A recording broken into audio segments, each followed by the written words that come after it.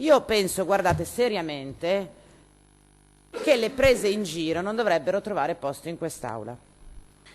Allora, punto primo, la sentenza della Corte Costituzionale ha dichiarato illegittimo e quindi ha annullato un provvedimento, un articolo votato da questo Consiglio regionale. Questo è un dato di fatto rispetto al quale non possiamo far finta di niente. Quindi almeno mettiamola come premessa, richiamare il fatto che su questo punto si sia già tentato di disciplinare per ben 2 volte e la Corte per ben 2 volte ci ha dato ragione rispetto al fatto che quella disciplina non poteva essere definita qua dentro, dovrebbe essere un elemento rispetto al quale almeno una parola bisognerebbe dirla. Perché quando abbiamo discusso l'articolo 7 in quest'Aula del cantiere veloce, noi vi avevamo detto guardate che è incostituzionale perché la competenza in ambito di condoni e sanatorie è nazionale e voi avete fatto finta di niente. E allora sarebbe bastato, avvocato Bet, allora rendervi conto che stavate facendo una roba non corretta, per la seconda volta consecutiva avreste risparmiato alla Regione del Veneto una brutta figura, la seconda.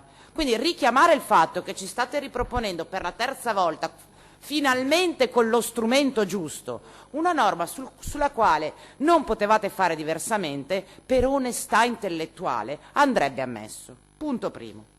Punto secondo. Chiediamoci perché le difformità di cui stiamo parlando non sono sanabili. Perché, avvocato Bet, è diverso dire se la finestra è 1 centimetro più larga o se ho fatto un plateatico di 2 metri che sfora di 2 metri la concessione edilizia. Sono 2 fattispecie molto diverse e non ci si può prendere in giro. Se vi state annoiando io non ho problemi, tanto c'è la Corte Costituzionale che vi rende la vita più frizzantina, quindi, perché Presidente uno parla e fanno finta di sbadigliare in maniera, ma forse l'hanno letto bene loro l'articolo. Comunque, colleghi, quindi dicevo, collega Zanoni, collega Valdegamberi, per cortesia. Punto numero 1, chiediamoci perché non sono sanabili, perché se fossero piccole difformità sarebbero sanabili. Punto secondo, a proposito di non prenderci in giro, le planimetrie e le carte consegnate in catasto, per come era costruita allora la procedura, dovrebbero essere regolari. Se non sono regolari neanche quello, c'è un problema che va ben oltre le cose che ci siamo detti. Terzo problema, terza questione. Davvero c'è qualcuno in quest'Aula, come il consigliere Valdegamberi, che mi vuole convincere del fatto che il diritto di proprietà vale di più dei principi e delle norme in relazione alla legalità sancite dalla legge? Perché io questo è un principio che rifiuto. Il diritto di proprietà ha valenza e funziona dentro un contesto normativo preciso. La fase del siamo la casa delle libertà, facciamo quello che vogliamo a casa nostra, è una fase chiusa. Ora, il capogruppo Soranzo ci richiamava a evitare, diciamo, i posizionamenti ideologici e provare a trovare la soluzione al problema. E qua è la parte ancora più imbarazzante, perché se noi individuiamo un problema e per la terza volta proponiamo una soluzione che soluzione non è, non state prendendo in giro la consigliera Camani, state prendendo in giro i cittadini ai quali ancora una volta raccontate di voler risolvere un problema che voi ritenete tale, ma non lo trovate il meccanismo giusto per risolverlo. Collega Zecchinato, lei diceva, ma noi in realtà vogliamo solo intervenire su quegli edifici costruiti prima del 77 e quindi diciamo con una normativa meno stringente, meno definita, ma dopo il 67, quindi in modo difforme rispetto alla licenza edilizia che era il titolo abilitativo chiesto prima.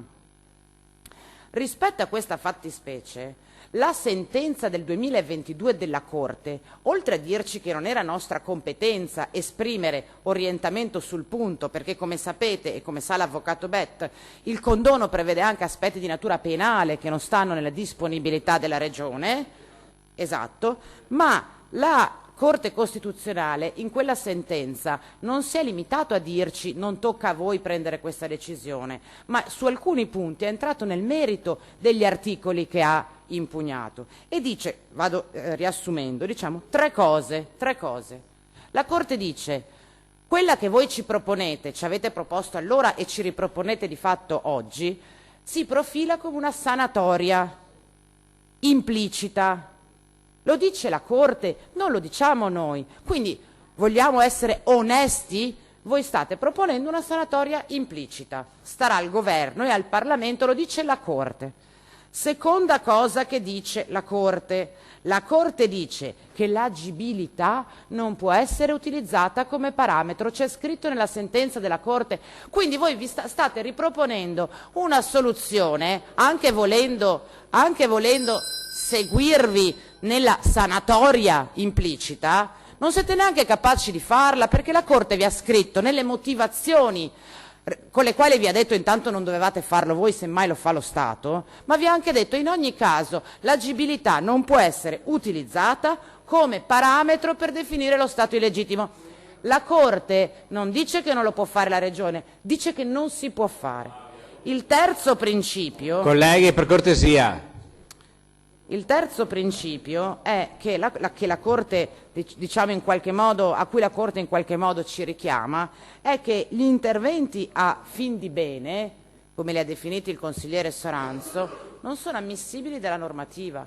Cioè la normativa non può essere costruita attorno a iniziative a fin di bene per il povero signore che ha comprato la casa e non sa più come fare. Noi ci dovremmo muovere dentro questo contesto. Faccio peraltro notare che, se non ricordo male, a metà degli anni '80 c'è stato un condono edilizio molto ampio e molto vasto e mi chiedo perché nessuno di questi proprietari che dal '77 sono in presenza di un abuso non abbiano approfittato delle finestre che già per tutti sono state aperte nel tempo debito. Colleghi, se volete intervenire sull'articolato, dopo vi prenotate e vi do la parola, però lasciate finire la collega Camani.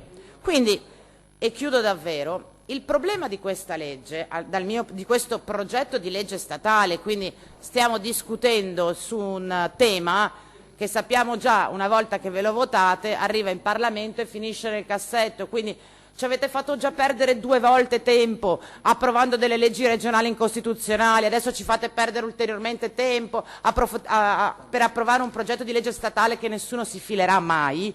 Fate prima ad alzare il telefono e chiamare qualche ministro di questo governo, al mio modo di vedere, in cui prendete in giro i cittadini 2 volte, perché prima gli avete detto facciamo noi, risolviamo noi, e avete sbagliato, e a chi ve lo dice, e non ascoltando chi ve lo diceva per tempo, avete aumentato il livello di figuraccia che avete fatto. Ma anche oggi in realtà non state proponendo una soluzione credibile, perché la Corte ha già detto che l'agibilità non è uno strumento che può sanare queste situazioni. Quindi anche il richiamo, secondo me legittimo, che il capogruppo Soranzo faceva nel trovare la soluzione, questa non è la soluzione. Cioè questa è una modalità di risolvere un problema che non risolve il problema. E io lo trovo assurdo, al netto del fatto che continuo ad essere profondamente contraria alla logica che ci sta sotto. Perché la legge non dovrebbe risolvere il caso ad personam, dovrebbe essere un impianto che vale erga omnes. Colleghi, per favore. E se qualcuno ha, come dire, la necessità di intervenire, lo fa dentro le norme vigenti. Purtroppo non tutti non sono conformi alle necessità di tutti. Quindi, e chiudo davvero, Presidente, dicendo che non soltanto non condividiamo nel merito, non riteniamo neppure sufficiente la soluzione predisposta, e quindi una doppia presa in giro, ancora una volta per i veneti, che già 2 volte fa avevano creduto a quello che avevate detto e sono andati in comune, sapete. Quando avete approvato la legge Veneto Cantiere Veloce, le persone che si trovano nella situazione di cui ci parlate sono andati in comune a presentare le richieste per sanare l'atto e oggi si trovano sostanzialmente ad aver autodenunciato un abuso perché hanno creduto alle cose che gli avete detto voi. Ora, come dire, errare è umano, perseverare è diabolico. Le prese in giro ai cittadini ad un certo punto auspico possano finire.